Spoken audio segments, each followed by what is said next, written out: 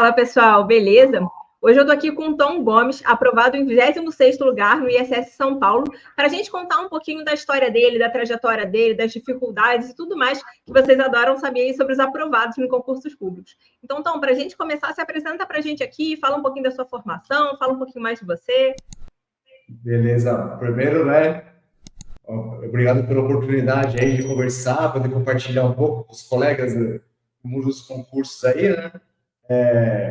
Bom, meu nome é Wellington, eu sou paulistano, tenho 39 anos, me formei em Relações Internacionais da Universidade Federal de São Paulo e sou servidor público já há 22 anos, desde os 18 anos de idade.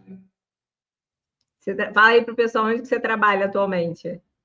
Eu trabalho num centro de pesquisas da Força Aérea Brasileira, que é o Departamento de Ciência e Tecnologia Aeroespacial, que por esse nome ele não é muito conhecido, né? Mas ele é mais conhecido por um dos órgãos que ele abriga lá, que é o Instituto Tecnológico de Aeronáutica, que é o ITA, e é um centro complexo, né, de ciência e tecnologia da Força Aérea. Então, esse é o meu local de trabalho, aí, desde os 18 anos de idade.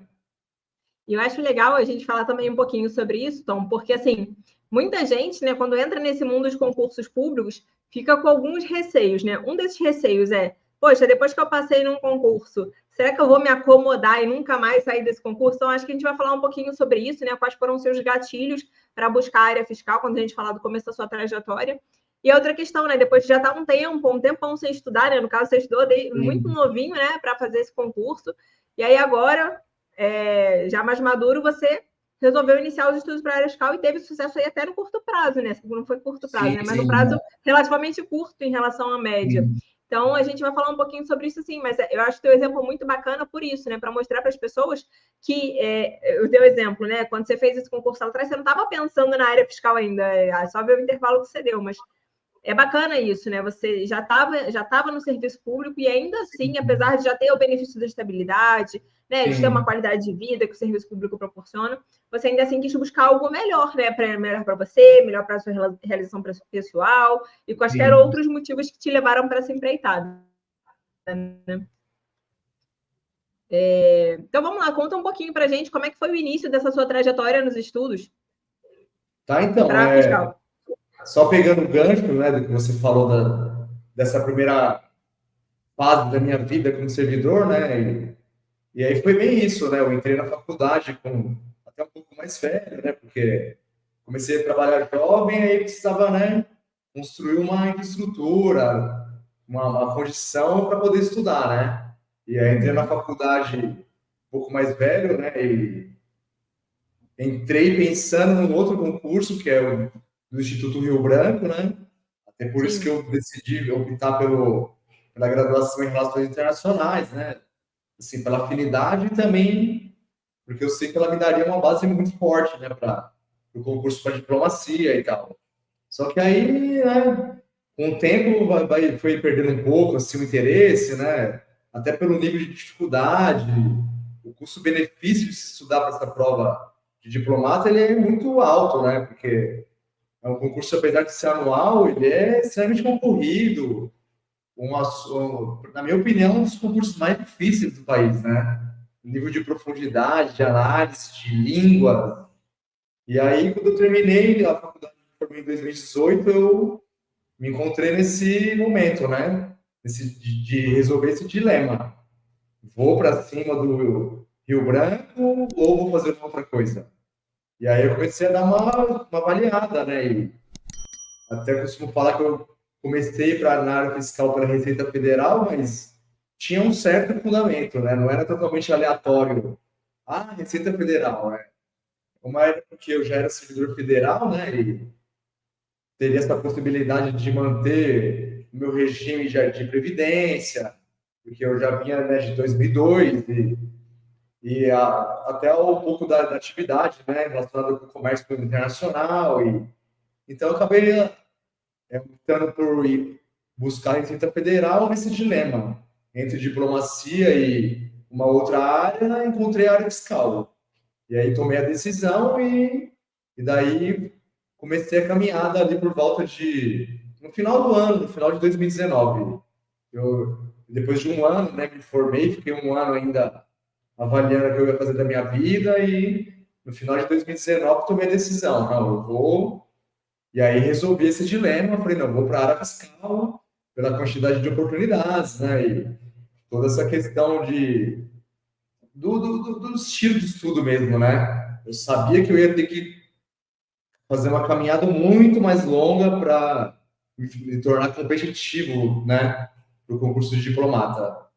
E aí foi isso, aí decidi, então ali no final de 2019, que ia começar em 2020 a trilhar o meu caminho aí para, né, a área fiscal, né, especificamente naquela época para a Receita Federal. E aí foi isso, aí... Isso que você... Pode Pode falar. falar. Então, Isso que aí... você falou é bem bacana, porque tem muita gente que fica, às vezes, né? Você em algum momento ponderou sobre essa questão de manter no federal, né? Por conta de manter teu regime ali, né? E muita gente, assim, você acabou depois flexibilizando isso, tanto que hoje você está indo para um fisco municipal, que assim, aí informação útil, né, para o pessoal aí que está nessa empreitada, tem muito fisco estadual e municipal, que é muito Sim. melhor que o federal, assim, em termos remuneratórios e tudo, Sim. até assim, o fator também que eu sempre falo de identificação com o trabalho, né? Às vezes a pessoa vai se identificar muito mais com o trabalho de um fisco estadual ou municipal do que se identificaria ali com o federal, né? Até a questão mesmo de lotação, né, acaba pesando também. Então, se você faz a receita, você poderia estar em qualquer lugar do Brasil agora. Em São Paulo, você vai estar voltando para casa, né? Na sua cidade natal aí. Isso é uma coisa, e outra coisa que você pode falar. Se a gente for fazer uma análise, né, eu fui fechando o foco do mapa, né? Para quem queria ser diplomata e ir para qualquer lugar do mundo, depois queria ir para a Receita Federal, para qualquer lugar do Brasil, eu acabei terminando na minha cidade, né? Né? Maravilhoso. Eu até fiz um post sobre isso lá, né, para você, sobre o bater de asas de uma borboleta, né? E a gente foi contando a sua trajetória, o desenrolar disso, né? O desenrolar do que foi acontecendo, das decisões que você foi tomando, que acabaram te levando justamente para o melhor lugar que você podia estar, né? E a outra coisa que eu queria que você comentasse também, você compartilhou isso comigo, né, quando a gente se encontrou lá em Campos do Jordão, mas em relação àquele teu período de, acho que foi uns 6 meses, né, que você ficou ali vendo como você, né, você acha que você pegou umas matérias básicas, você chegou a começar os estudos sozinho, e da tua decisão de começar foi 1º de janeiro de 2020, né, que você começou na LS. Sim. Conta um pouquinho disso aí pra gente. Eu comecei em 1º de janeiro de 2021 na LS, né? Então, o que aconteceu? Como foi? Como eu tinha me tornado servidor há 22 anos atrás, as referências que eu tinha, né, de concurso público, de preparação, elas eram referências de 20 anos atrás, que são completamente do mundo dos concursos de hoje. Então, no final de 2009, quando eu tomei a decisão de estudar, eu fui atrás de um curso presencial, era um curso que era muito conhecido em São Paulo, né, lá na região central, né, um curso gigantesco, ele ficava num prédio lá no centro da cidade com, sei lá, 3 andares só de turma, era uma coisa assim, realmente incrível. E aí eu fui atrás, no final de 2019, e não tinha ido atrás de outras fontes de informação, e acabei fechando um curso lá e comecei um curso presencial em janeiro de 2020. E aí eu fui uma semana. Eu fui uma semana e eu vi que, o curso já estava esvaziado. Eu nem conhecia o mundo dos concursos digital e eu já vi que ali não ia. Então, eu fui uma semana e cancelei o curso em janeiro e aí passei a estudar o território, né? Como pegar um pessoal dos blogs aí, né? Os influencers, e fui começar do zero para saber como que era estudar em casa, né? Porque eu sempre tive aquele estilo meio, eu gosto de ver a aula presencial, de tirar dúvida do professor. Então, eu tive um processo, né? Um processo de entender que tudo tinha mudado e que eu deveria abandonar aqueles paradigmas que eu tinha e, né, criar os novos, né? Então, esse processo demorou. Esse processo eu fiquei nele quase 6 meses, na verdade. Lendo o livro lá do Alexandre de Meirelles, né? Como estudar para concursos fiscais e estudar as carreiras, e comecei esse processo e praticamente levei ali esse primeiro semestre de 2020 fazendo isso. A gente acabou entrando na pandemia, né? E aí, quando foi ali para maio, eu decidi, falei, não, beleza, já sei o que é um ciclo de estudos, já sei que eu tenho que ler o PDF, né? E aí partir para, né, para essas opções mesmo de começar a estudar. Aí peguei um curso básico lá na área fiscal no Estratégia, né? E sou meio sistemático, agendei para começar no dia 1º de julho de 2020. E assim eu fiz. 1º de julho de 2020 eu comecei o curso, o ciclo básico da área fiscal, e fiz o segundo semestre, né, nesse modelo, estudando sozinho, eu mesmo montando meu planejamento, aquela coisa de revisão de 24 horas, 7 dias, 24, né? E fui fazendo, experimentando, e aí quando foi mais ou menos lá para outubro de 2020, eu já senti que, meu, ia ser difícil, porque já estava começando a enrolar. Quando eu fazia a revisão, aquelas 6 disciplinas que eu fazia já começaram a amarrar meu cérebro, e eu vi que não estava legal. E eu sou muito sistemático. Eu me apego a essa coisa da rotina, de como rodar, né, uma programação. Então, quando foi lá para outubro de 2020, eu comecei a fazer uma pesquisa e caí no marketing reverso da LS. Comecei a entrar nas páginas das bancas e comecei a ver as listas dos aprovados dos concursos e pegava os nomes e jogava na internet. Porque eu queria saber, né? Falei, pô, quem são essas pessoas que se tornam auditores fiscais, auditoras, né? Queria saber se eu me enquadrava no perfil, né? E aí eu comecei a me deparar com os depoimentos dessas pessoas e fui caindo no site da LS. E aí fui vendo e falei, meu, mas como assim? O primeiro, o segundo, o quinto, todos os primeiros da lista tinham um depoimento da LS. Aí eu resolvi entrar em contato, né? Conheci o projeto e aí programei ali no final mais ou menos de novembro de 2020 que eu ia começar em 1º de janeiro de 2021, para manter o padrão sistemático. E aí foi isso. Aí comecei aí, abandonei essa primeira etapa, carreira solo, né? E em janeiro de 2020 eu parti para fazer o trabalho com a LS, né? Em janeiro de 2021, né? Beleza. Eu acho legal, né, essa trajetória que você teve. Assim, é uma trajetória, assim, acho que muita gente faz isso, né? Começa sozinho e em algum momento vê essa necessidade de buscar ajuda, né? Aconteceu isso comigo também. Eu também estudava sozinho inicialmente, mas nos meus ciclos de estudos eu não conseguia botar mais de 4 matérias de uma vez, né? Então, assim, quando a gente tenta... E periodizar a revisão, então, essa coisa que você faz sistemática, a cada 24 horas, 7 dias, isso não...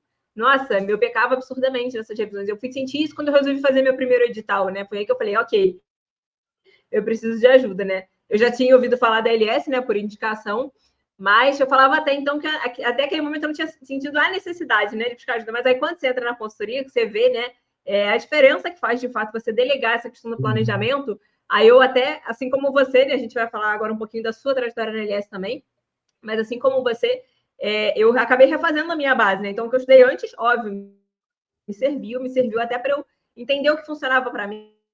Assim como você fez ali esses teus 6 meses ali sozinho, você ter estudado como estudar para concursos, né? Tudo isso com certeza contribuiu. A gente vai ver isso aqui nos teus desempenhos, que eu vou compartilhar mais para frente aqui da nossa entrevista, né? A gente vê que desde o começo da sua trajetória na LS, você sempre teve desempenhos maravilhosos, assim, você não foi aquele aluno que a gente pegou do começo meio mal, assim, foi evoluindo. Você já chegou muito bem, né? Chegou muito bem, assim. Você não tinha nem estudado todas aquelas matérias que a gente incluiu no seu ciclo, né? Com certeza a organização ali para você conciliar esse tanto de matérias foi fundamental. Mas só o fato de você já saber como estudar, já saber o que funciona para você, já ter tido esse contato prévio com algumas matérias, foi importante. Isso até é uma questão que muitos alunos trazem, né? Assim, às vezes, poxa, será que eu devo entrar na consultoria logo de cara? Ou será que eu devo começar a estudar sozinho, né, de cara? E assim, isso varia muito de pessoa para pessoa, né? Você era muito sistemático. Sim. E isso ajudou você nesse processo, ajudou você a se organizar. Tem gente que não, que acaba, né, tentando começar sozinho, mais se enrola do que se ajuda. Então é bom buscar consultoria Sim. logo de cara.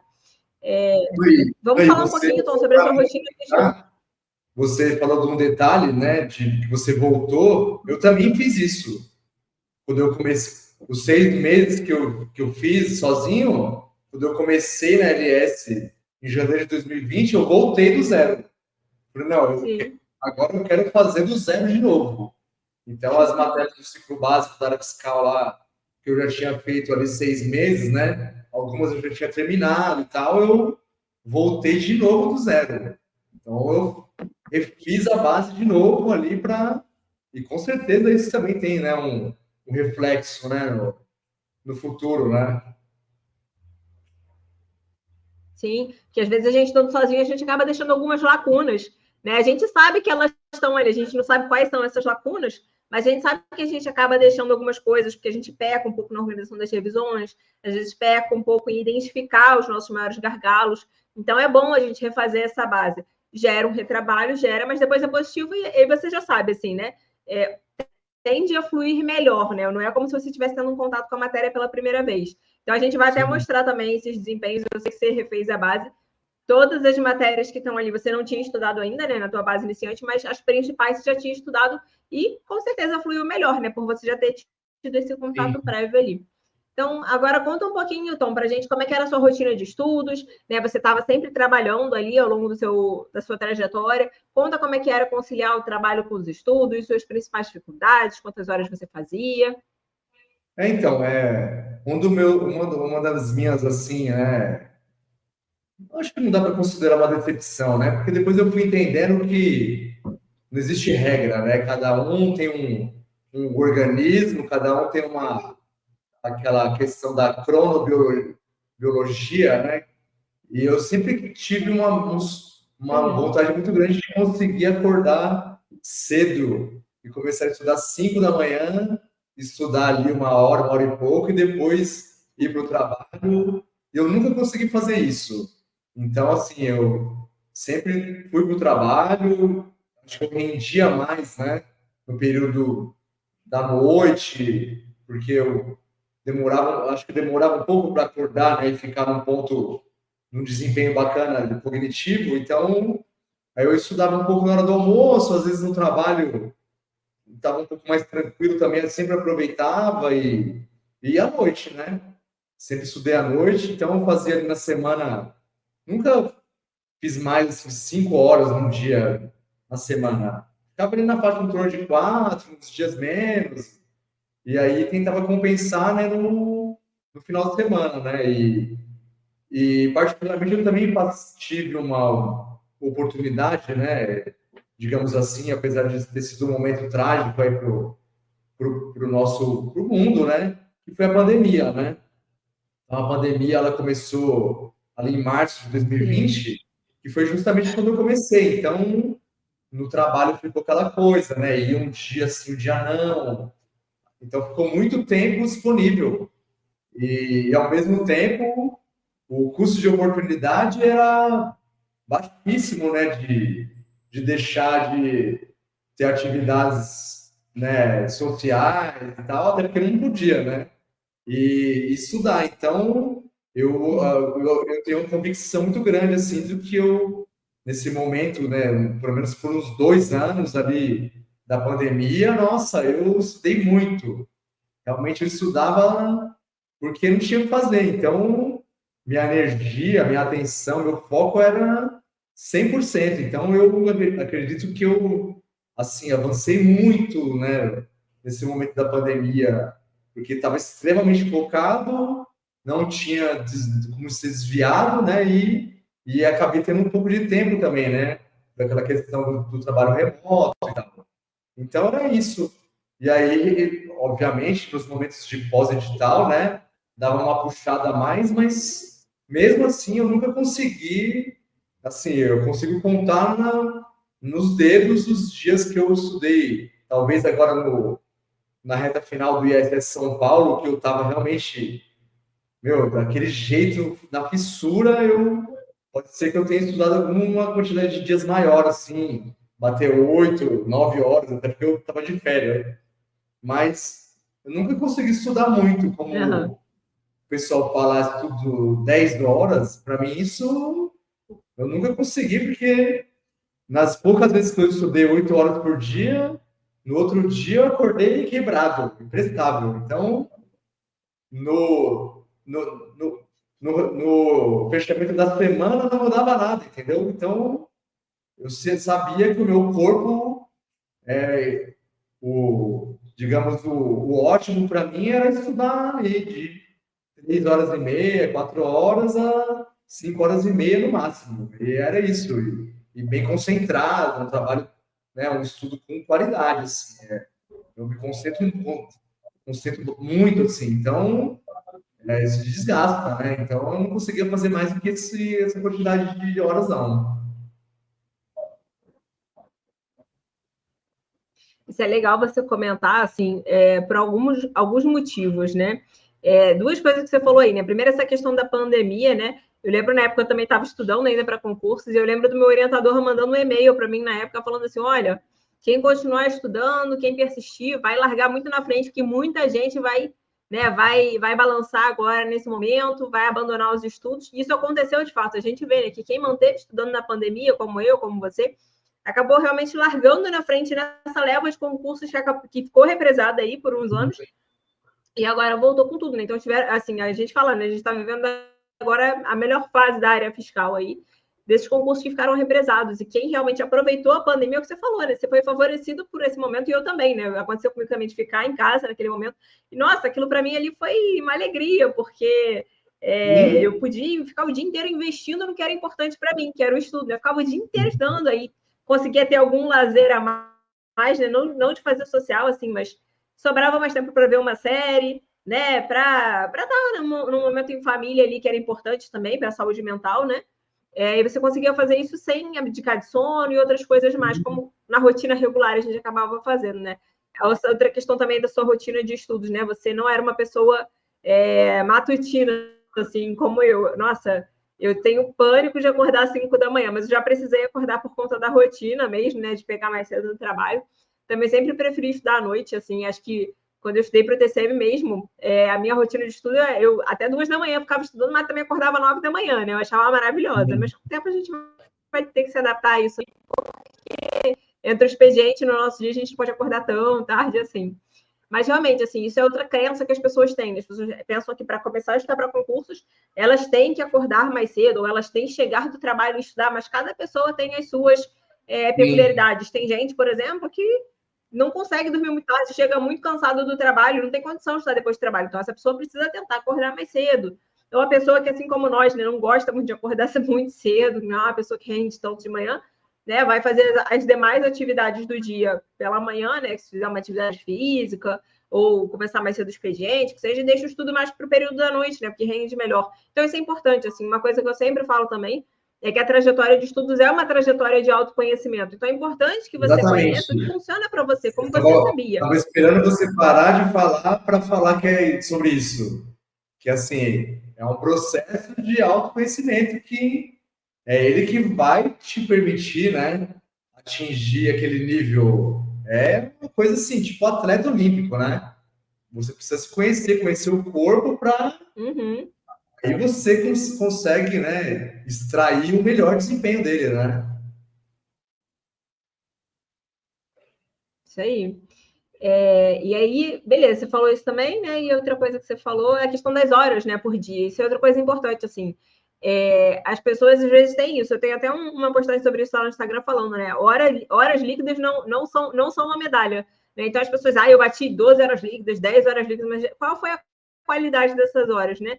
Às vezes, você cuidar de fazer 3 horas, 5 horas com muita qualidade, nossa, às vezes não, né? Sempre, é muito mais relevante do que você fazer 10 horas para cumprir tabela. Então, assim, você faz 10 horas, mas sem se preocupar de aprender com seus erros, sem se preocupar de montar um bom material de revisão, sem se preocupar de estar investindo nas suas dificuldades, né? Então, sem ter esses cuidados, né, de fazer algo específico para você, né? De se observar nesse processo, de aprender com esse processo, né? Porque estudar para concurso não é cumprir tabela, não é você cumprir uma receita de bolo que você vai chegar lá. Não é assim, as pessoas pensam nisso, né? Tem muito aquela metáfora da fila, né? Entra na fila, não tem essa fila. É claro que tem um tempo de maturação. A pessoa que começou a estudar há 6 meses, ela tem muito menos chance de passar que a pessoa que está estudando 2 anos. Mas é claro, a métrica do tempo, né, de tempo de história, não é a única referência. Você tem que ver qual é a qualidade dessa pessoa que está estudando há 6 meses, qual é a qualidade do estudo dessa pessoa que está estudando há 2 anos.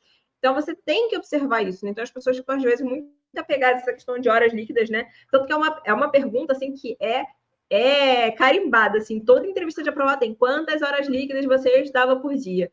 Eu te confesso, eu não sabia quantas horas líquidas eu estava por dia. Eu tentava aproveitar todo o meu tempo. Eu era muito dispersa, eu não, como você, diferente de você, né? Que você se concentrava ali, ficava focado. Eu não tinha esse foco, eu ficava me dispersando muito.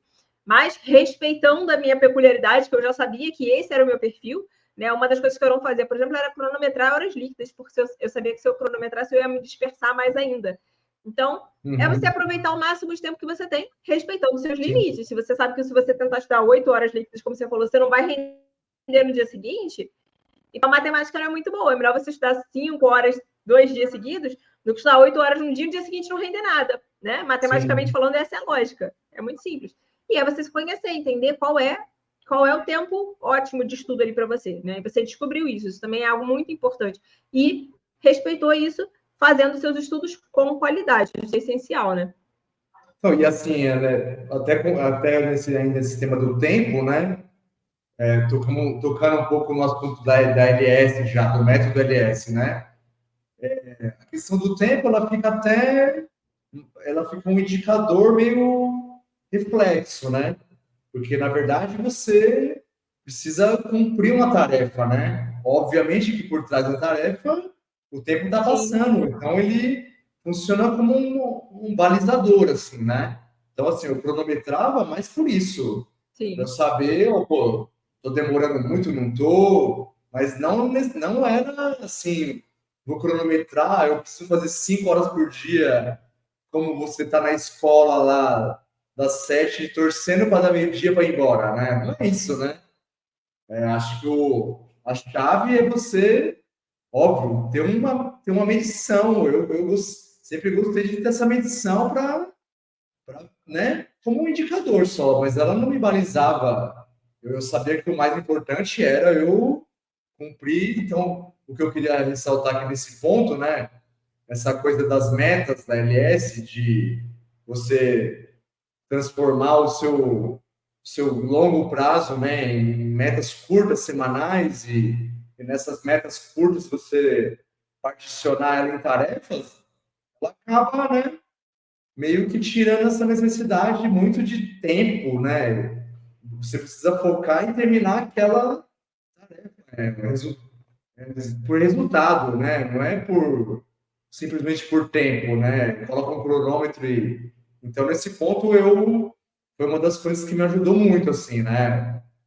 Pelo fato de ser sistemático também, né? Então essa coisa das tarefas, né? Em pequenos blocos para você ir conquistando, eu achei muito interessante também. Isso ajuda você a se localizar, né? Na trajetória e no tempo também, né? Reflexamente.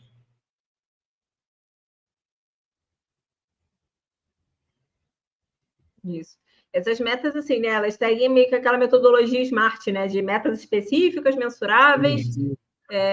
Agora eu lembro o que são atingíveis e que pode medir o tempo, né? Acho que são essas as modificações lá. Então é o que você falou, né? O tempo acaba sendo uma medida assim subsidiária ali. Por que o tempo é importante? Assim, né? Acho que é até importante esclarecer isso, que às vezes a pessoa pergunta: eu preciso saber quanto tempo eu estou levando?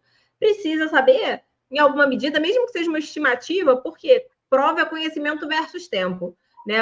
Assim, um exemplo, né? Não adianta nada você fazer 90% de acertos numa bateria de 20 questões, por exemplo, se para fazer essas 20 questões você levou 1h20, né? Você não vai conseguir Sim. replicar isso numa prova. Eu quero saber quanto em meia hora para você fazer essas 20 questões, qual é o seu desempenho? É isso que eu quero saber. Né? Então, eu preciso Escrever um dessa livro, né? referência do tempo, não exata,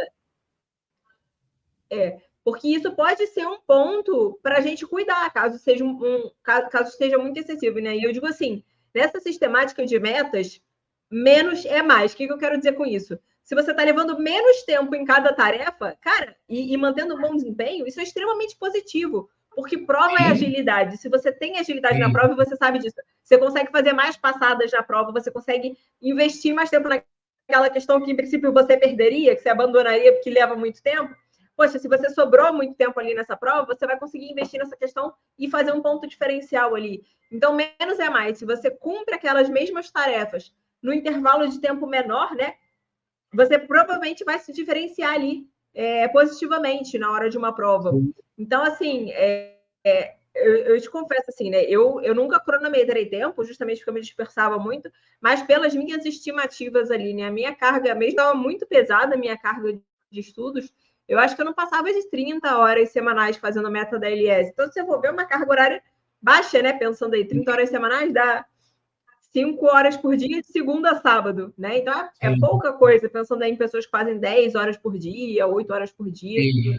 Mas o ponto positivo, né? Eu tinha muita agilidade, assim como você, né? Você também tinha essa agilidade.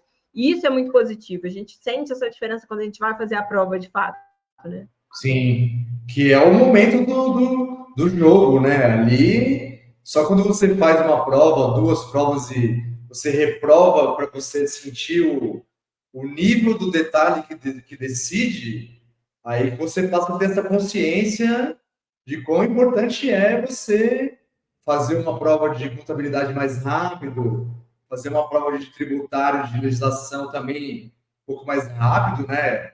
É o que eu falo, o desafio do concurso de alto nível, da preparação e da prova, é um desafio de alocação de recursos, né? Tempo, dinheiro, energia, né? Esse é o resumo, né, desse desafio, né? Alocar recursos, né? Isso aí. Aí, Tom, fala pra gente agora como é que foi, né, a decisão de você veio fazendo, você fez a base com a gente, né, com a LS, focado na receita inicialmente, depois a gente, como você vai compartilhar aqui seus desempenhos do iniciante, do experiente, do esporte, mas você estava lá fazendo a sua base, né, você não tinha finalizado a base ainda, você já estava mais na reta final dessa base, você já tinha feito acho que uns 70, 80%, e aí você É. decidiu fazer a Cefa Pará. Conta pra gente um pouquinho como é que foi essa decisão, conta como é que foi a prova, né, o que aconteceu na prova que você acabou ficando de fora. Tá, então, é o que você falou, né? Então, vamos lá, eu comecei a fazer a LS no janeiro de 2021 e com essa, né, no radar a Receita Federal. Então, eu já fui fazendo o ciclo básico, chegou na metade do ano, eu já tinha feito o ciclo básico ali, daí fui agregando aquelas novas disciplinas, né? Inclusive, dentre elas, cheguei a fazer quase todas as da Receita, fiz quase todas as disciplinas da Receita, né? Específicas já, né?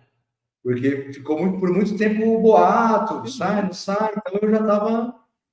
E aí, como você disse, chegou no final do ano, o edital da Cefa Pará ele saiu em dezembro, né? De 2021, e aí na época eu tinha um outro orientador aí, né? O Gleidson, e assim, eu tinha uma consciência que, mesmo não tendo feito toda a base, né, as matérias maiores, igual contabilidade, que é uma matéria extremamente extensa, eu ainda não tinha visto pontos avançados. Uhum. Estatística, eu não tinha saído de estatística descritiva ainda, então mas mesmo assim, com o que eu já tinha, eu sempre tive um bom desempenho. Acho que você pegar ali, traçar uma curva ali, eu sempre fiquei ali em torno de 90%, desde o início, né, LS, né? E aí o meu orientador Seu falou, desempenho ó, médio no iniciante era 91% total. isso. Então eu sabia que faltava. alguma coisa que naqueles 3 meses eu imaginei que eu pudesse, né, ter um gás para ir atrás disso e chegar na prova preparado.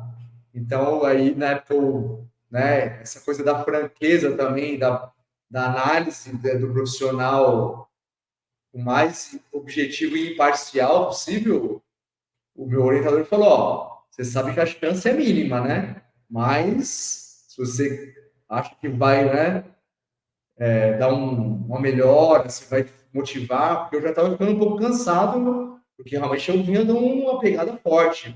Foi um ano, assim, estudo muito sério, e aí eu precisava daquilo para me dar uma energia a mais, assim, né?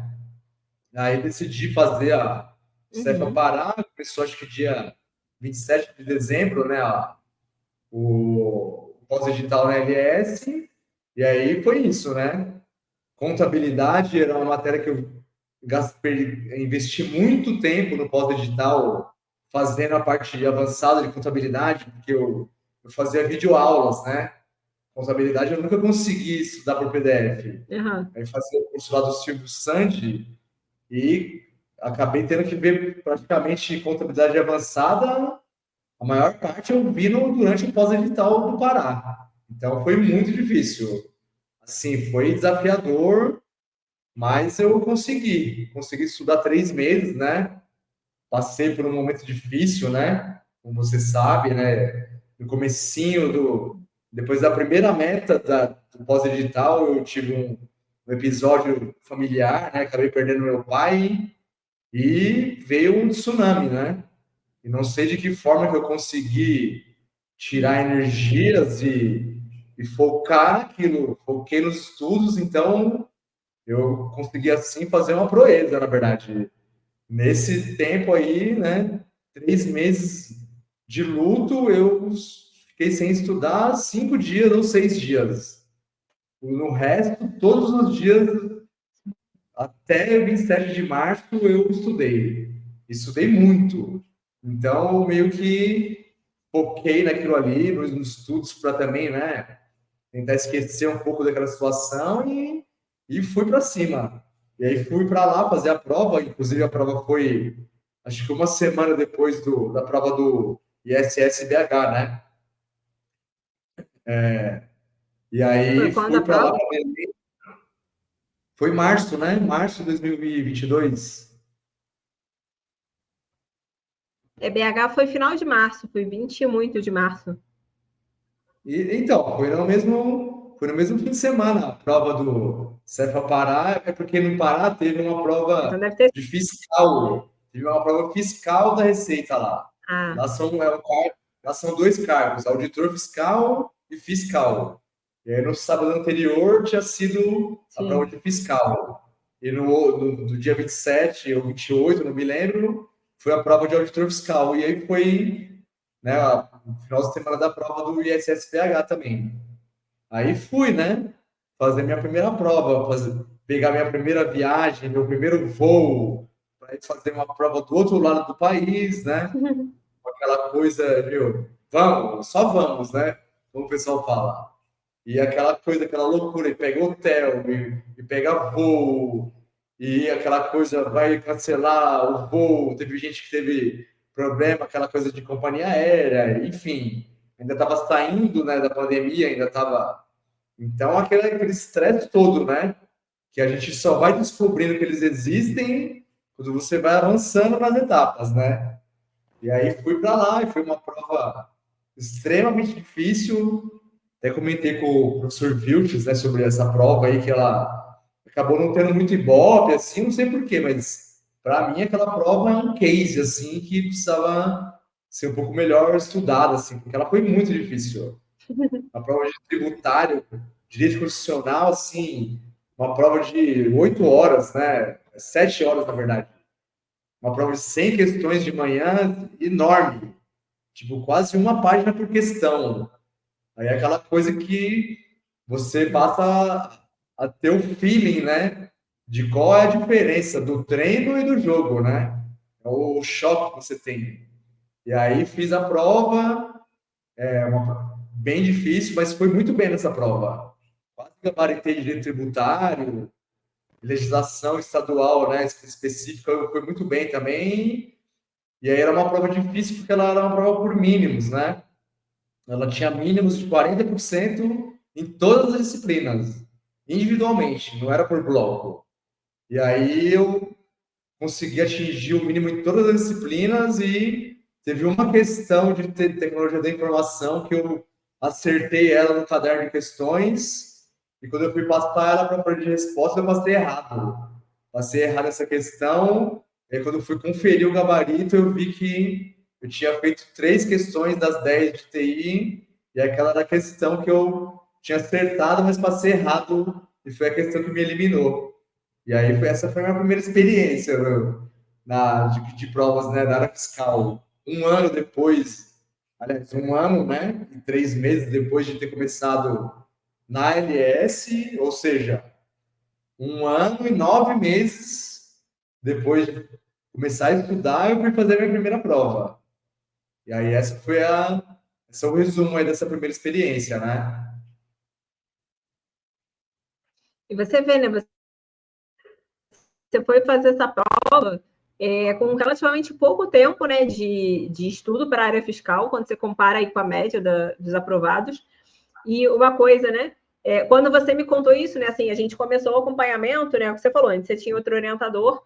Aí, quando a gente começou o acompanhamento, você já estava no meio do pós-edital aí de Minas, né? Eu não lembro se estava mais para o começo do que para o final do pós-edital, mas você já estava no pós. E aí você me contou essa história da Cefa Pará. Ele está pronto para passar no concurso.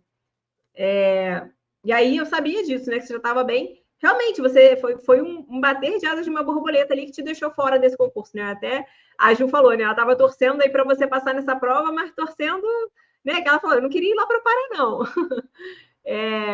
Acabou que a torcida deu certo, né? Vocês vão parar em São Paulo. Então, assim, você já estava pronto ali. Foi, apesar de você não ter concluído a base, né? Isso é algo legal também. Às vezes as pessoas ficam assim, tem gente que vai precisar concluir a base teórica e fazer o experiente para começar a ficar pronto. Tem gente que vai passar por vários pós-editais para maturação. Né? Tem gente que vai ter um processo mais longo. No seu caso, não, é o que você falou. Quando a gente for ver seus desempenhos, isso vai ficar mais claro. Assim, você já performava muito bem. Então, quando você estava ali naquela reta final do iniciante, você já estava competitivo. E aí foi você entrar num pós-edital que a gente viu que você realmente estava competitivo. Realmente, a prova da Cefa Pará, né, os feedbacks que a gente tem assim, de quem fez, é que foi, de fato, uma das provas mais difíceis dos últimos tempos. Mas é o que você fala, né? Todas as provas que a gente faz parece que são as mais difíceis de todos os tempos, né? Cada prova que a gente faz parece que é pior que a anterior.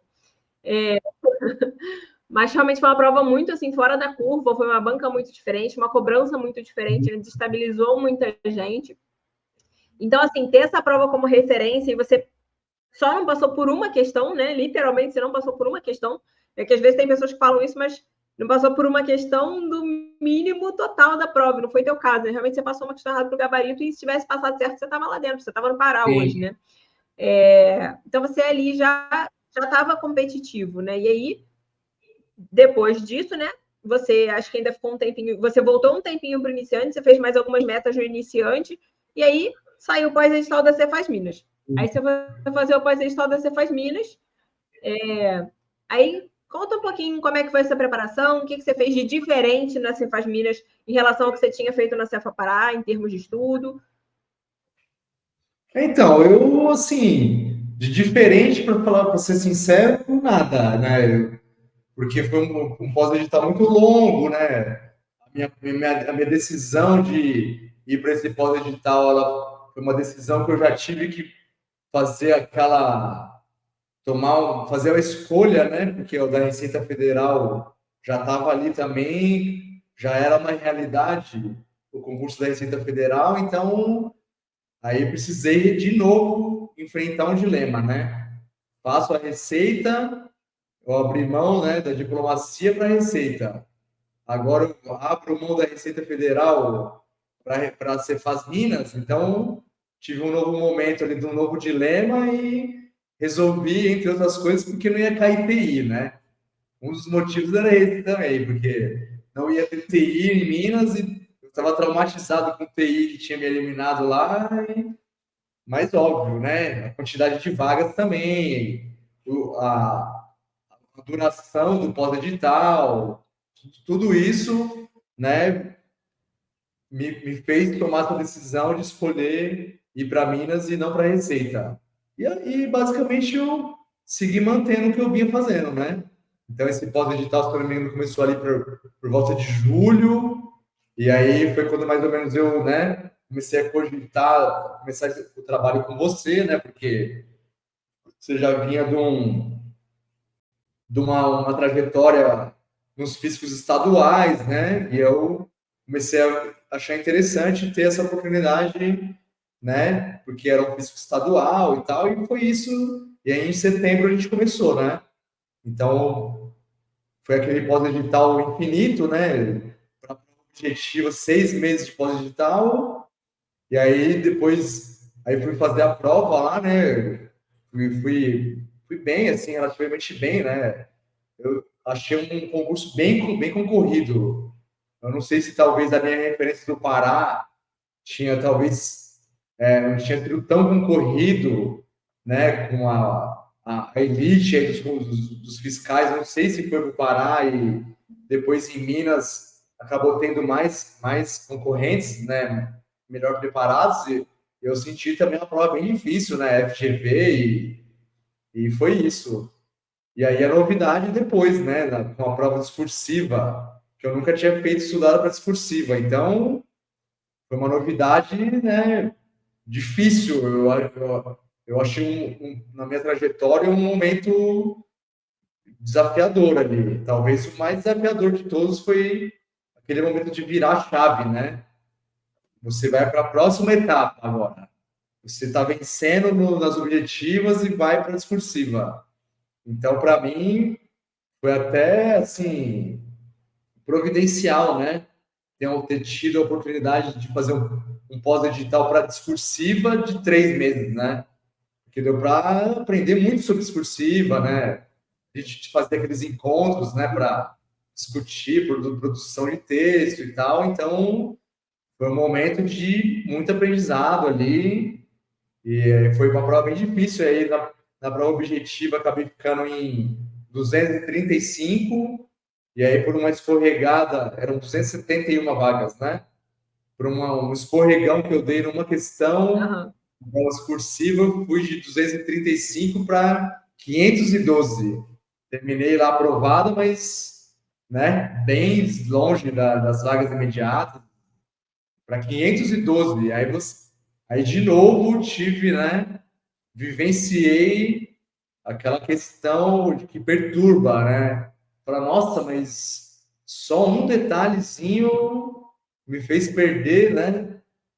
Mais do dobro de posições. Então, tudo você vai, né?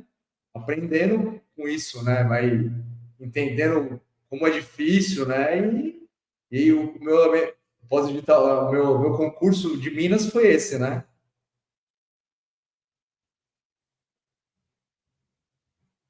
Sim. E até assim, né, uma coisa que quando a gente conversou pela primeira vez, né, você compartilhou comigo que você estava, acho que com receio de estatística, né, que no ciclo básico acho que você só tinha estudado a parte de descritiva, como você falou, e aí tinha, né, vinha a estatística, inclusive a discursiva poderia ser de estatística, né, em Minas, e aí a gente conversou na época sobre uma estratégia, né, para a gente poder ter um pouco mais de segurança para não acontecer o que havia acontecido em TI, né, lá no Pará. E aí eu estou falando disso porque eu vou destacar especificamente estatística aqui nos seus desempenhos. Eu vou destacar algumas matérias que a gente percebe a sua evolução de forma mais clara, e estatística é uma delas, né? Então, do teu iniciante, que você estava vendo mais a parte descritiva, para depois dos seus pós-editais, a gente viu uma evolução bem significativa, né? E a gente tinha combinado ali uma estratégia de você ter contato ali com estatística todos os dias. E aí, a outra parte, que essa parte aí, eu não sei se eu entendi muito bem, mas a Ju me contou que você não treinou muito discursiva, né? Quando você deveria ter treinado. E aí, na discursiva, a gente vê, né, a diferença que faz. Você tinha facilidade na escrita, a gente sabia disso, mas às vezes, se a gente não investe tanto num ponto que é um ponto forte nosso, ele acaba deixando de ser um diferencial. Mas, assim, no seu caso, eu acredito que foi, mais uma vez, o bater de asas de uma borboleta que não te trouxe para Minas e te deixou em São Paulo, né? Que era onde você tinha que estar mesmo. Exatamente, assim, Aí, isso, passada né? essa prova de Minas...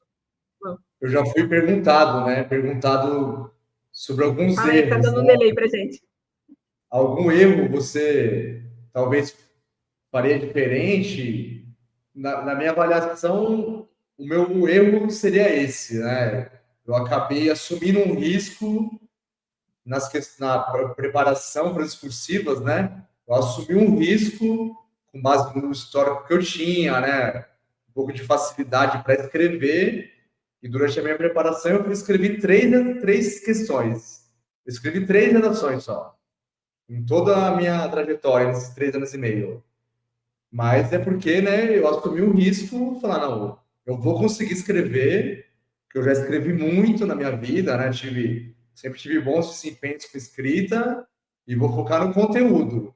Eu preciso do conteúdo, porque se eu não souber o que é a resposta, eu posso ser o Machado de Assis, que eu não vou, né, ser aprovado. Então, foquei nisso, né? Aí fizemos aquele trabalho de construir aquele material, né, com as gaivotas, né? Então, focando em. E foi o que me eliminou em Minas, né? Uma ação direta de inconstitucionalidade da lei mineira lá do ITCD que eu não tinha visto essa gaivota. Na minha preparação, não me deparei com ela e, cara, e foi o que me eliminou. Talvez se eu tivesse visto, estaria lá hoje, né? Aí, né, na verdade. Então é isso, né? Aí você passa a entender também até esse processo, né? Você fala, "Meu, não tem como saber tudo, é só com o tempo mesmo que você vai tendo contato e é isso, né? Então foi mais um aprendizado, né? Vamos seguir, mas foi bom também, porque com aquela sensação de que faltava muito pouco, né? Assim, tava quase, né? Mas é aquilo assim, né? Essa questão das discursivas, realmente, essa questão, isso que você pensou, né? Eu preciso do conteúdo, né? As gaivotas, assim, para uma prova discursiva, ainda mais de questão discursiva mesmo, né? Que é uma prova técnica, você tem que saber a matéria para poder falar aqui, ali. A parte de conteúdo é indispensável, você tem que ter esse conteúdo muito claro na sua cabeça, mas pode ser que, como aconteceu em Minas, assim, aquilo não só te pegou desprevenido, como pegou muita gente. Tanto que aquela questão ali, né, foi a menor pontuação média ali do pessoal que fez a prova. Então, assim, por que é importante você treinar discursiva mesmo que você saiba escrever? Para você se deparar com temas que você não vai saber falar, que você não vai saber abordar, né? Com respostas que você não vai saber o conteúdo. Então, ainda assim, você precisa tentar escrever esse tipo de questão discursiva para ver como você se sai, né? Como é que você consegue desenrolar para pontuar alguma coisa quando você não sabe a resposta correta. Então, é importante você treinar, porque pelo menos você consegue ver sua capacidade de raciocinar, sua capacidade de desenrolar ou de tangenciar um tema para, de alguma forma, extrair pontos daquilo ali, não correr o risco de zerar uma questão, né? Então, a gente vê, assim, faltou essa parte discursiva ali em Minas, né? Mas, mais uma vez, né, a gente saiu de Minas sabendo que você estava pronto, pelo menos para a parte de prova objetiva, a gente tinha certeza que você estava pronto, só que você tinha ficado dentro das vagas. Mas passou na discursiva, eu nem entendi muito bem ali, porque você sempre teve, né? As poucas discursivas que você fez, que compartilhou comigo, e eu falei, poxa, ele sabe escrever, ele tem tudo para mandar bem na discursiva. Mas veio esse conteúdo ali que realmente, né, surpresa para todo mundo, muita gente não conhecia, né? E aí você acabou por talvez não ter treinado tanto, né? Confiado na tua capacidade de escrita, não conseguiu ali desenrolar naquele contexto de não saber a resposta. E aí, passada essa prova de Minas, né, a gente conversou sobre os concursos que estariam por vir, né, que seriam mais interessantes para você, ISS São Paulo e Cefaz São Paulo, né, que poderiam vir ali num médio prazo. A gente não sabia muito bem qual que viria primeiro. Se eu não me engano, a gente conversou e optou por direcionar para o ISS São Paulo mesmo, que era o que tinha um conteúdo mais extenso, né? Cefaz São Paulo, acho que na verdade, conteúdo mais enxuto. a autorização para o ISS São Paulo, ela saiu em dezembro de 2022.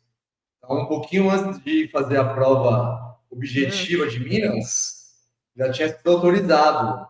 Então, já estava meio que no radar, né? A gente só não sabia quando ele ia pintar mesmo, né? Ia escolher banca. E aí ele saiu, acho que mais ou menos em maio ali, né? As discursivas de Minas foi em março, foi em maio, escolheram a Unesp, e aí a gente entrou de novo no modo, né? Guerra, né? E eu lembro que assim, a gente passou a prova de Minas, né? Você foi o Sérgio foi seu canga ali na preparação de Minas, né? Que vocês estavam fazendo essa preparação aí, um trocando figurinha com o outro e tal. Sim. E aí eu lembro que ele falou assim, pô, cara, quando veio o resultado da discursiva de Minas, ele ficou super triste, né? Porque ele estava torcendo para vocês passarem juntos nessa prova, né? Mas aí quando veio essa questão, né? Você não passou em Minas, falou, pô, mas ele vai passar em São Paulo. A gente falou isso aqui, né? Ele vai passar em São Paulo, vamos fazer aqui um planejamento. Vamos ver o que precisa melhorar. Aí não tinha muito que você melhorar, né? Você já estava pronto, é aquilo, mas não era para ser, né? Não era para ser. Então a gente fez aquela manutenção ali do que você já tinha, reforçou uma coisinha ou outra que eventualmente você podia reforçar ainda, para poder manter ali o fio condutor até sair esse estado do ISS São Paulo. A gente aqui estava torcendo forte para você. Eu vou mostrar aqui, então, um pouquinho, né? Antes da gente falar do pós de São Paulo em si, você contar um pouquinho como é que foi esse pós. Eu vou compartilhar aqui os seus desempenhos, para o pessoal ter uma noção, né, de como é que foi essa tua evolução aí na sua trajetória, ver isso tudo que a gente está falando por números, né? Eu vou fazer uma passagem mais rápida aqui, mas só para o pessoal ter uma noção mesmo. Isso aqui que eu estou mostrando agora é o seu planejamento iniciante, né? Então, a gente vê aqui, ó, eu tinha marcado aqui que tem legislação tributária federal, comércio internacional, direito previdenciário, legislação aduaneira, que eram matérias típicas da Receita, né? Como você falou, seu objetivo inicial era a Receita. Então, seu planejamento iniciante, ele foi da meta 1 até a meta 50. Você fez 50 metas no iniciante, ou seja, uma quantidade boa, né? Você ficou praticamente um ano nesse planejamento iniciante, antes de entrar num pós-edital. Aqui,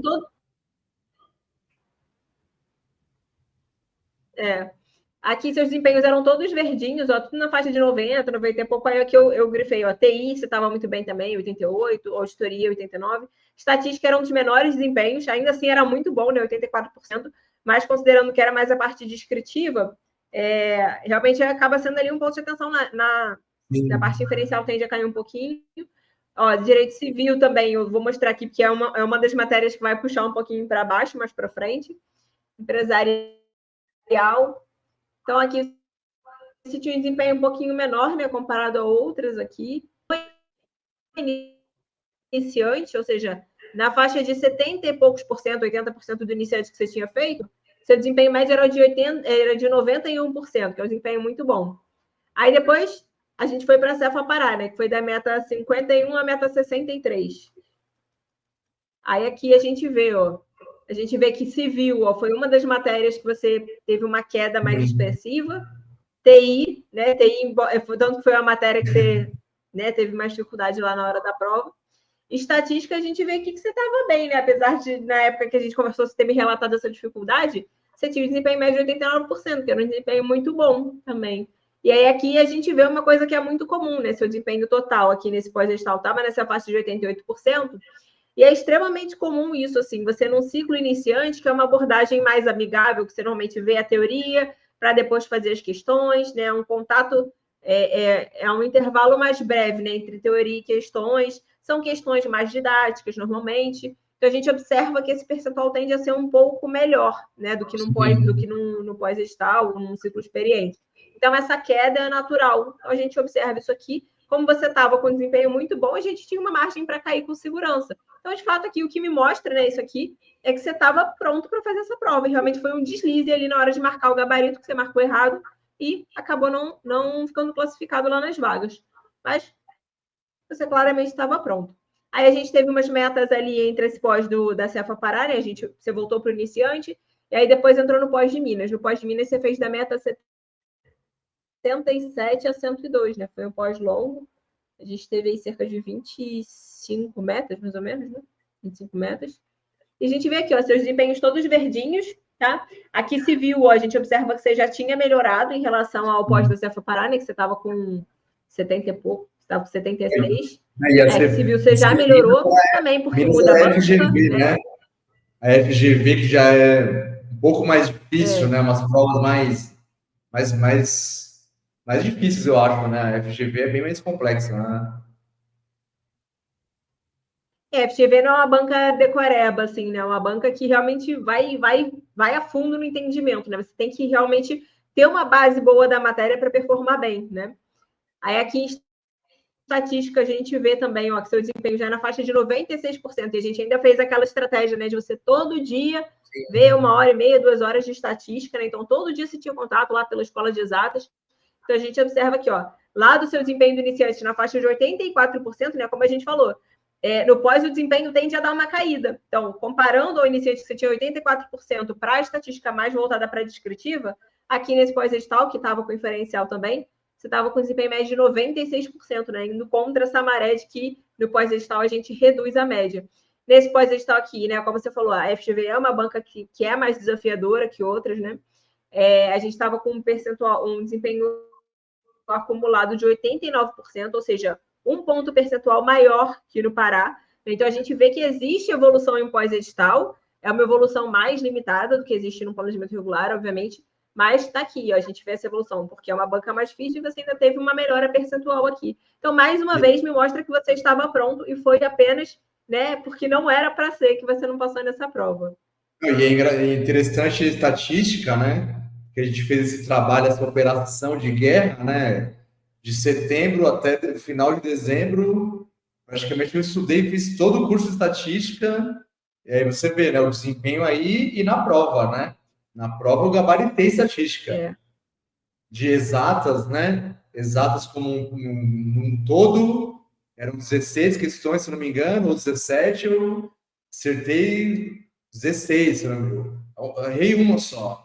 Então, assim, é um trabalho hercúleo, mas, né?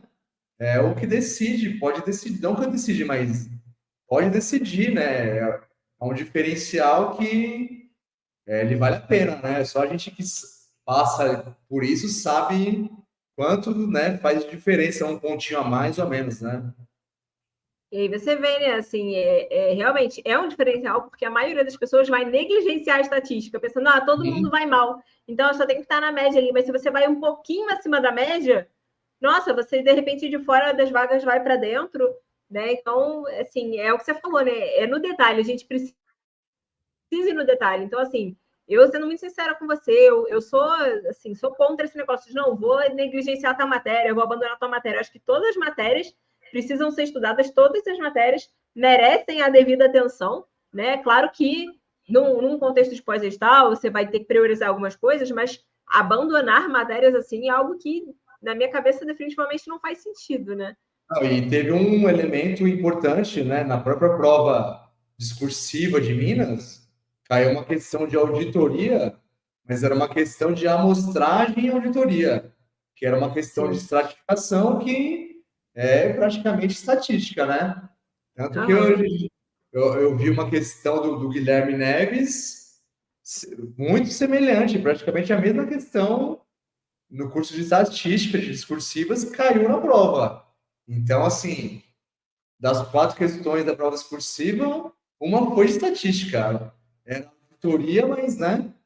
Estatística no contexto de auditoria, mas o conteúdo mesmo, você precisava dominar, ele era pura estatística. Então, como fez diferença na discursiva também, né? Eu gabaritei, tirei nota 20 nessa questão de auditoria com estatística. Gabaritei ela. Então, esses 3 meses aí de esforço, né? Com certeza eles me levaram muito, muito longe, né? Sim. E aí, lembrando aí para o pessoal que está assistindo, né, aqui a entrevista, o Tom ele é da área de humanas, né? Ele é formado em relações internacionais. E ele conseguiu tornar a estatística um diferencial a ponto de chegar na prova de Minas e gabaritar a estatística e gabaritar uma questão discursiva que envolvia estatística também. Então, passada essa prova de Minas, a gente foi para o ciclo experiente, né, que durou pouco tempo, só até sair o pós-edital de São Paulo. Aí esse ciclo experiente foi da meta 113 a 121, nesse intervalo aqui que eu não estou botando são as metas da discursiva de Minas, que não tem desempenhos cadastrados. Aí aqui a gente, né, observa aqui que a gente tinha, né, um gargalo aqui em TI pelo tempo que você havia ficado afastado da matéria, né? Você Sim, tinha ficado muito tempo. exatamente. E era uma dificuldade que é inerente à matéria, né? TI é aquela matéria que é difícil para todo mundo, não adianta, é matéria de sobrevivência mesmo. E além disso, você tinha ficado afastado dessa matéria por 9 meses, né? Que foi todo o período do pós-edital da CFMG. Então a gente teve uma queda importante aqui no desempenho de TI, né? Estatística, a gente vê você mantendo aqui na faixa de 96%, realmente tornou o seu diferencial. Se viu, né, que era uma matéria lá atrás, que no pós da Cefa Pará estava abaixo de 80%, aqui você já estava na média de 91%, e todos os seus demais desempenhos aqui bons, né, também, todos muito bons. E seu desempenho mais total mantendo aqui na faixa de 89%, lembrando que no experiente a gente tem uma abordagem mesclada de bancas, né? Não é só FGV, não é só FCC, não é só CESP. Então a gente aqui observa um desempenho uniforme, né, de modo geral, em todos os bancos, na faixa de 89%. Sendo que a gente tinha uma alternativa lá no planejamento experiente de você fazer algumas questões da VUNESP, né? E acho que você já estava usando essa opção, né? De focar já nas questões da VUNESP durante esse experiente, que a gente já sabia que ela que ia organizar o ISS São Paulo. E aí, saiu o ISS São Paulo. Então, conta pra gente, antes de eu mostrar o desempenho aqui, conta pra gente como é que foi esse estudo ali do pós-ISS São Paulo, né? Quais as dificuldades que você teve. Eu sei que você teve um pouquinho de dificuldade com a gestão de tempo ali, que era muita matéria, era uma meta Sim. longa. Eu acho que o principal, né, foi por algumas matérias que entraram nesse pós-digital que eram matérias difíceis, né? Eu nunca tinha estudado contabilidade pública, eu tinha, né, a gente tinha colocado ela um pouquinho antes ali, então estava no começo. E então foi muita disciplina, né? Por exemplo, tinha uma das disciplinas que era noções de economia e finanças públicas, que ela veio assim no edital, mas internamente, na ementa do edital, ela praticamente, meu, era assim, uma loucura, porque era microeconomia, macroeconomia, economia do setor público, e AFO, Administração Financeira e Orçamentária, daí contabilidade pública que eu, né, estava vendo praticamente só no pós-edital. Então, eu voltei a me deparar com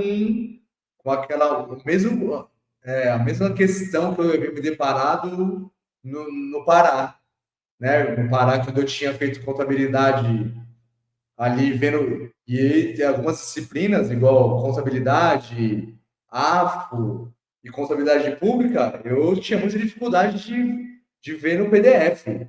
Então, eu tinha que fazer no vídeo. Então, eu gastei muito tempo de novo aprendendo contabilidade, AFO, né?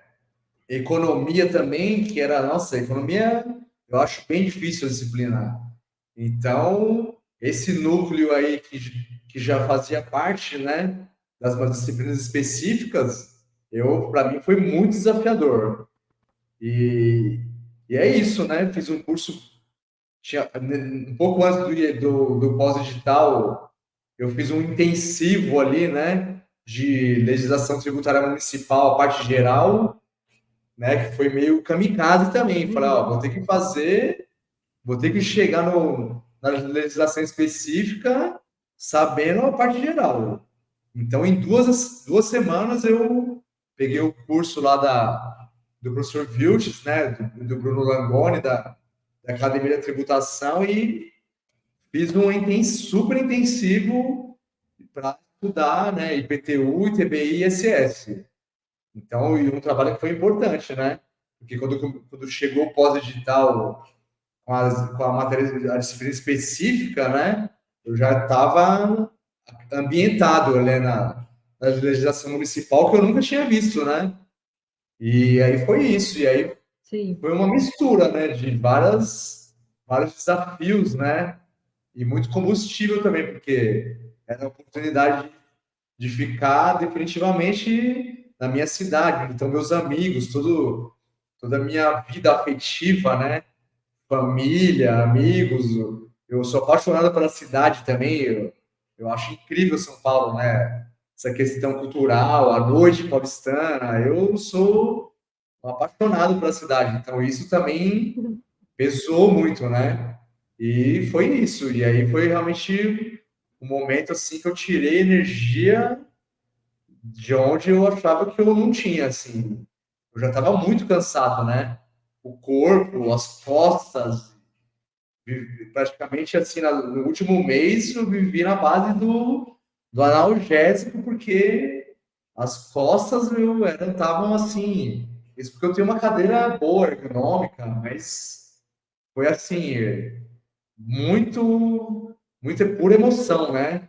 Pura emoção e foi isso. E era uma prova muito desafiadora também, né? Uma prova com 3 provas objetivas, né? Com 80 questões cada uma, ou seja, 240 questões objetivas, mais a prova discursiva com uma redação e 3 questões. Então, assim, foi uma guerra, tipo, ó, tô indo, mas se eu perder essa batalha, tudo bem também, porque era uma prova que eu achava que já sabia que ia ser muito difícil passar, né? E aí foi mais ou menos esse o clima, né, geral desse pós do ISS São Paulo.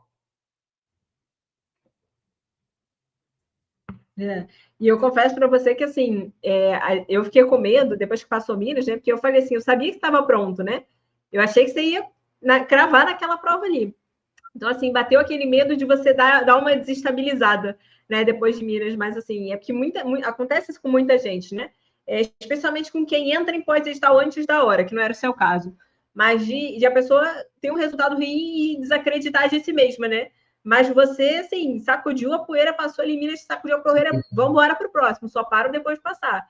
E aí a gente foi no experiente, assim, mas você praticamente não deu descanso nenhum, né? Nesse período, e depois de um pós-edital super cansativo, né? De 9 meses de Folha de Minas, você ainda foi no experiente com um ritmo muito bom, até sair o pós-edital de São Paulo. E um dos medos, né, em relação ao pós-edital de São Paulo era que você tivesse mudado. E você foi muito cansado mesmo, né? Porque você estava ali, estava pronto para passar em pontos de bala, né?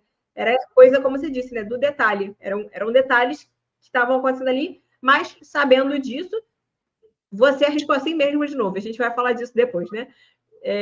Vou mostrar aqui seus desempenhos de São Paulo agora, para o pessoal ver. Ó. Então, aqui são os desempenhos do pós-edital do SS São Paulo, né? Apesar de você ter tido contato mais iniciante com essas matérias aqui no pós-edital, né? AFO, contabilidade pública, seus desempenhos eram muito bons, todos acima de 90%, né? Se viu aqui que tinha sido uma matéria difícil lá atrás, 80% também, acaba sendo um dos desempenhos mais baixos. Definitivamente você não tem tanta facilidade em civil como você tem nas outras, mas ainda assim o desempenho é muito bom. Estatística que a gente mantendo, né, acima dos 90%, caiu um pouquinho, mas tudo dentro da normalidade. Uma das matérias que deu uma puxada no seu desempenho para baixo foi direito previdenciário. E as economias, apesar de você ter falado que você tinha dificuldade aí, são matérias difíceis mesmo, é normal quem não é da área ter dificuldade. Eu, por exemplo, tinha uma dificuldade absurda em economia, mas você performava muito bem aqui, ó, 92% em macro, 95% em micro, com desempenho total acumulado no pós-edital do ISS São Paulo de 92%. Então, um pós-edital extremamente, um percentual de desempenho extremamente competitivo. Mais uma vez, você estava pronto para passar, mas dessa vez você passou, né? E ainda assim, não aprendeu com a lição de Minas, né? Porque a Ju também me contou, você insistiu em não treinar discursiva para São Paulo, priorizou outras coisas. Né? Eu lembro de você falando comigo nas vésperas, acho que foi da P3, da P3, da P2, sei lá, falando comigo nas vésperas, Beatriz, o que eu vou fazer que eu não estudei quase economia, não estudei, não tem uma matéria dessa que você não estudou muito bem? Sim. Não, economia estudei na última semana. O que eu vou fazer, não sei o quê, estou com medo da prova.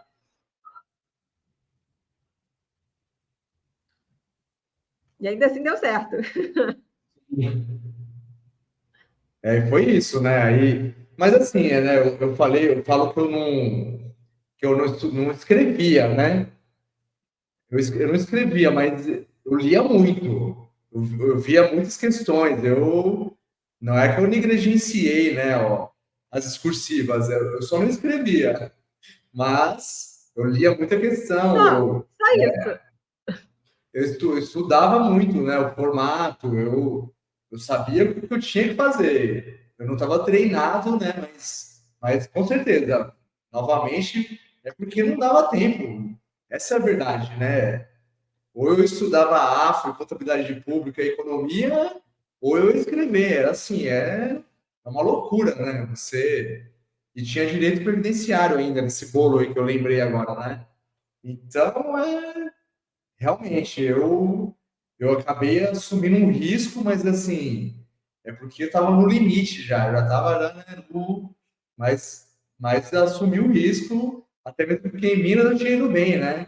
Eu tinha ido bem na discursiva, eu escrevi bem, eu consegui fazer questões bem escritas, né, na forma, né? O que né, me derrubou foi o conteúdo, então eu mantive a estratégia errada, mesmo assim, né? Mas foi isso. E aí, mas também estava muito bem, né? Duas disciplinas que eram direito tributário e legislação específica, né? Por eu ter feito aquele intensivo ali de legislação geral municipal antes da prova, eu fui muito bem nas duas. Então, ali eu consegui fazer um bom diferencial, assim, das 40 questões de tributário, eu acertei 38. E de legislação específica, que a Vunesp cobrou até taxa que estava revogada já, né? Aí eu fiz um pouquinho mais baixo, foi 34 das 40, né? Mas essa prova, e com muita velocidade, nossa, eu fiz a prova de tributário, 40 questões, eu fiz tipo em meia hora. E aí isso foi sobrando espaço. Então, eu dei um sprint ali na P1, né? Na P1 e na P2 eu consegui dar um sprint muito bom assim e fez bastante diferença para mim. Mas foi uma prova muito difícil, principalmente, né? Porque no segundo domingo, né? A Vunesp fez uma prova discursiva muito atípica, né? O modelo já era atípico, né? Que eram 3 questões e tinha um mínimo de 50% em cada questão. E a redação também tinha um mínimo de 50% que tinha que fazer. Então, isso já era atípico e difícil, né? Porque caíram muitas matérias, né? Tinha muito conteúdo para cair na prova escrita. E daí a Unesp ainda, nesse cenário, ela ainda cobrou uma questão de contabilidade discursiva sobre investimento coligada, aquela coisa controlada, cobrou uma questão de renúncia de receitas e uma questão de auditoria que fez um estrago, né? Que cobrou um assunto que nem prova objetiva não cai muito, que é aquele assunto sobre partes relacionadas, né? Caiu a questão discursiva de auditoria desses assuntos, entendeu? Então, e aí confesso que eu fiz a prova totalmente desestabilizado. Depois que eu vi essa questão, foi assim, o momento que eu achei que tinha tudo acabado. A redação também, aí já saiu bagunçada, né? Porque estava tenso e, enfim, foi uma prova assim. A última prova foi a mais sofrida da trajetória inteira, né? Aí, tanto que eu saí da prova, a primeira coisa que eu fiz foi entrar no carro, que eu, né, tinha ido de carro para fazer essa prova, e chorei igual uma criança. Porque eu achei que tinha certeza que tinha tudo, o sonho tinha, né, de trabalhar na minha cidade, tinha acabado, né? Mas, felizmente, quando saiu o resultado, eu consegui fazer o mínimo nessa questão aí de auditoria e aí sobrevivi, né? Dos 109 sobreviventes, né? 109 sobreviventes só dos 10 mil inscritos. Mais uma vez a gente vê como é importante, né, essa questão do autoconhecimento na trajetória de estudos, né? Você, na tua preparação de pós-edital, você teve que assumir riscos, né? Riscos calculados, mais uma vez, e você sabia onde você podia arriscar um pouquinho mais. Né? Então, você arriscou, de repente, nessa questão de não fazer tanta redação, né? A gente vê, né? Na prova objetiva, você tinha ficado em 21º, aí na classificação final você ficou em 26º, depois das anulações, enfim. Deu uma quedinha com a discursiva, né? Mas ainda assim, dentro de uma margem razoável e manteve ali sua posição ali dentro das vagas, com tranquilidade, está aprovado com folga, graças a Deus. Né? E assim, eu acho que quanto mais bem preparado a gente está, Tom, eu partilho desse seu sentimento, né? Cada prova que a gente faz é a prova mais difícil da vida, né? E quando a gente está bem preparado, a gente sabe que foi atropelado, né? A gente sabe que foi atropelado. Eu tive essa sensação que você teve quando você saiu da prova de São Paulo. Eu tive essa sensação quando eu saí da prova do Ceará. Eu falei assim, eu tenho certeza que eu fui atropelado. Eu nem sei se eu fiquei, né? Se eu fiz a metade da prova, né? Aquela sensação de, nossa, foi muito ruim. E em BH foi a mesma coisa, né? Eu saí da P1 de BH, não consegui. Foi a primeira prova que eu não consegui terminar. Né? Não consegui fazer todas as questões, assim, não consegui nem tentar fazer todas as questões. Aí eu saí da prova, eu saí assim, né, desestabilizada no sentido, eu falei assim, eu vou andando pro hotel. O hotel não era tão perto, mas também não era tão longe, né? Mas na ladeirada aqui acabou ficando meio longe. E eu falei assim, eu não quero falar com ninguém agora, porque, nossa, acho que eu nem volto amanhã, porque eu devo ter sido eliminada nessa P1 aqui. Né? Mas a gente tem essa sensação, né? Porque a gente está tão preparado que a gente sabe que foi atropelado, que a pessoa que não. Eu acho engraçado, a pessoa que não sabe nem quem atropelou, ela fala assim, sai da prova e fala, gostei da prova. Sim, Nem sabe quem que atropelou, gostei da prova. exatamente. Aí, então, conta pra gente agora como é que foi a sua sensação pós-resultado, depois de ver a sua classificação final lá. Então, aí o resultado, né, ele estava previsto para sair no dia, acho que 30 de novembro, e aí aquela expectativa, né? Eu já estava fazendo um outro pós-digital, né? Tinha saído o pós-digital da cidade onde é meu trabalho, né? Que é São José dos Campos, e falar, vamos para cima desse, né? Mas confesso que eu não consegui estudar, né? Eu fui empurrando, falei, não, só vou pegar para valer mesmo e depois ser o resultado. Tava até trazendo meta. Tava já, ia decepcionar minha orientadora. Daí a Vunesp atrasou um dia, né? Ela divulgou o resultado no dia 1º de dezembro, aí é aquilo, né? Aquela sensação de acordar, ir lá procurar no Diário Oficial, aquela bagunça que é Diário Oficial, o resultado, ele tinha todas as notas de todas as matérias, aí ele somava fazia a soma de cada prova, só sei que eram umas 20 colunas, assim, né? Aí até você descobrir o que está acontecendo, aí quando eu vi meu nome lá, eu falei, nossa, não acredito. Aí foi de manhã, antes de ir pro trabalho, aí eu falei, não, não é possível. Eu vou tomar banho, vou pro trabalho, lá eu confiro de novo. Vai que alguém errou essa digitação aí, e aí foi isso. Aí fui para tomar banho, eu já comecei a chorar no banho. Comecei a chorar porque eu não estava acreditando, mas eu já tinha visto, né? Era só uma questão de aceitação, né? E aí foi isso. Comecei a chorar, mas saí de casa em silêncio. Falei, não vou falar para ninguém. Antes de eu chegar lá no trabalho, abrir o PDF, dar um zoom, conferir a legenda de novo e ver. Aí cheguei no trabalho, aí a ficha começou a cair e assim, como a gente falou esses dias, né? Hoje é 31 de janeiro. Desde o dia 1º de dezembro eu já tô cansado de ser feliz já, né? Porque a sensação é assim, ser aprovado num concurso já é incrível, né? Mas eu consegui tudo de volta, né? A minha consegui a minha na prefeitura da minha cidade, consegui ficar, né? Onde é a minha família, na cidade que eu sou apaixonado e uma classificação que, para mim, nossa, eu nunca imaginei que, né, eu conseguiria, né? Eu tinha ficado em 512 em Minas, como eu fiquei em 26, né? Aí foi isso, ainda teve. Eu tinha ficado em 25, né? Mas aí depois da fase de recursos, o 30º colocado subiu, conseguiu um deferimento, aí eu caí de 25 para 26, né? Mas, assim, confesso que até hoje, no dia 7 agora, saiu o resultado, né, dos recursos todos, então já aí realmente crava, né, o concurso está chegando no final, e eu confesso que até hoje ainda fica uma sensação de que, nossa, parece que não é meio, que é mentira. É muito bom, né?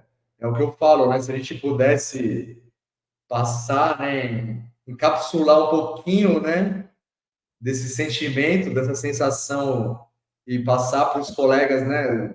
Experimentarem um pouco do que é isso, talvez mudaria a trajetória de muitas pessoas, né?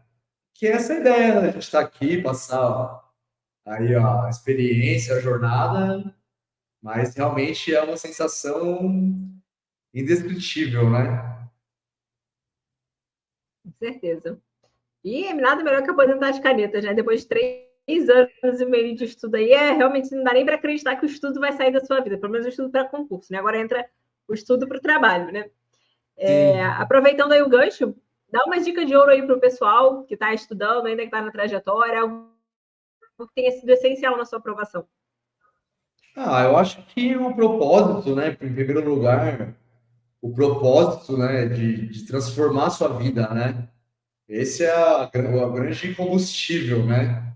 Ó, que é aquilo que vem de dentro mesmo, né? O resto a gente consegue, né? Buscar as ferramentas, né? Com boas indicações, óbvio, não preciso nem falar, né? Que a consultoria, o trabalho da LS foi, né? Fundamental, né? Para eu chegar onde eu cheguei, porque realmente é como você sempre faz aquela comparação, né?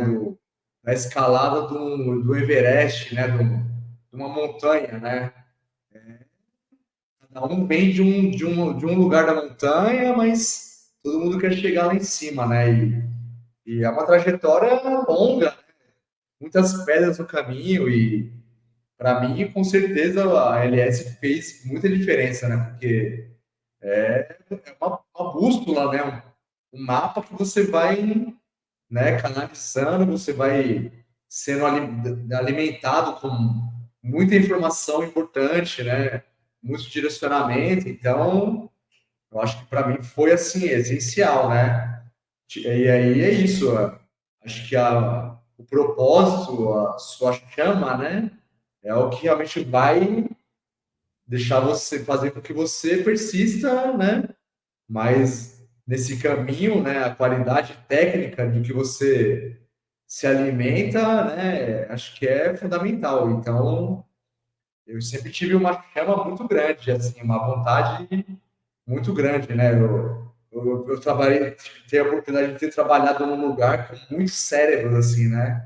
O pessoal lá do ITA, então, as forças da Força Aérea, né? A cúpula da Força Aérea, sempre tive muitos exemplos, assim, de pessoas, né? Geniais, né? Então, eu tive esse privilégio também de ter essa motivação, né? Ter muitos exemplos, mas é isso, né? Acho que é esse conjunto, né? A sua vontade, o seu propósito e se alimentar, né? Do que há de melhor, né? Na parte técnica, né? Acho que é isso. Um vai te lapidar, né? Que é a parte técnica e o seu propósito vai te dar combustível para ir até onde precisa ir, né? Então, acho que é isso, o propósito e buscar o que é de melhor tecnicamente, né? Que foi que na LS eu tive, principalmente, né, na sua pessoa, com tantas dicas valiosas, com aquelas análises, né? Então, aquela última análise que, para mim, né, foi assim, toda vez que eu leio ela, dá vontade de chorar, né? Porque vou colocar um quadro aquela análise. Que aquela realmente Bota do lado foi do seu assim, alvará de soltura. do lado dele, exatamente.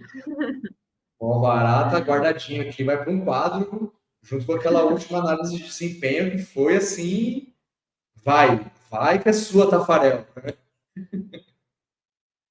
Exatamente isso aí. E aí a pergunta, né, para a gente encerrar aqui o nosso bate-papo, indicaria LS para quem está estudando? Sem sombra de dúvidas. Beleza. Então, obrigada por compartilhar aqui a sua história com a gente. Né? Obrigada também pela confiança na LS, pela confiança aqui no nosso trabalho, no meu trabalho também. né? Foi, assim, com certeza foi um prazer enorme te acompanhar, né? De fato, aqui a gente consegue ver, né, por todas essas ferramentas, a questão da análise de desempenho, por toda essa troca que a gente tem, né? A gente consegue ver quando o aluno está indo, né, rumo à aprovação, e você, para mim, era um caso claro disso, assim, de fato, a gente vibrou muito aqui, não só eu, né, também o Sérgio, que foi seu canga aí, a gente vibrou muito com a sua aprovação na sua cidade natal, né, para estar perto da sua família, perto dos seus amigos, na cidade que você ama, e a gente te deseja, eu e toda a equipe da LS, né, te desejamos muito sucesso na sua trajetória de auditor e, claro, não esqueça de mandar a foto da posse para a gente. Sim, isso aí. Tenho nem palavras, né, para agradecer, aproveitar a oportunidade para, né, mandar um agradecimento para o Leandro, né, que criou e que lidera, né, comanda esse projeto que eu acho incrível, assim, né, você transformar, né, a vida das pessoas. Para mim, é realmente um projeto sensacional. E é isso. Agradecer e pode ter certeza que no dia da posse a gente vai ter a oportunidade de tirar uma foto aí, vamos relembrar, vamos selar, né, esse projeto aí. Isso aí, Tom. Obrigada aí por estar com a gente hoje, obrigada por compartilhar a sua história e obrigada aí ao pessoal que acompanhou. É isso, um grande abraço aí para todos.